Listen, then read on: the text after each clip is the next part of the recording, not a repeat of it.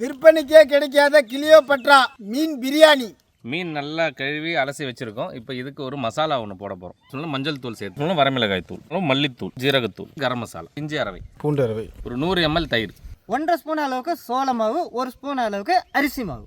மீனில் ஈரத்தன்மை இருக்குது, அந்த ஈரமே போதுமானது. அப்படியே எல்லாத்தையும் ஒன்று சேர்த்துக்கிறோம். இது பாருன்னு ஒரு 1/2 மணி நேரம் அப்படியே நல்லா ஊறட்டும். ஊறினதுக்கப்புறம் எண்ணெயை நல்லா சூடு பண்ணி ஸ்லோ பண்ணி அப்படியே பொரிச்சு எடுத்துக்கிறோம். இதுதான் ஃபஸ்ட்டு ஸ்டெப். பிரியாணிக்கு மசாலா அடிக்க போகிறோம். அதுக்கு எண்ணெய் சேர்த்துக்கிறோம். பெரிய வெங்காயம், பட்டை, கிராம்பு, ஏலக்காய், பூண்டு அரவை, மஞ்சள் பொடி, தனி மிளகாய் தூள், 350 கிராம் தக்காளி, இஞ்சி அரவை, தயிர், கொத்தமல்லி, புதினா தழை, பச்சை மிளகாய், எலுமிச்சம்பழம், கல்லுப்பு, கொஞ்சமா தண்ணி சேர்த்துக்கிறோம். பொரிச்ச மீனை மசாலாவில் சேர்த்துக்கிறோம். ஸ்பெஷல் கிளியோபட்ரா கிளி மீன் பிரியாணி.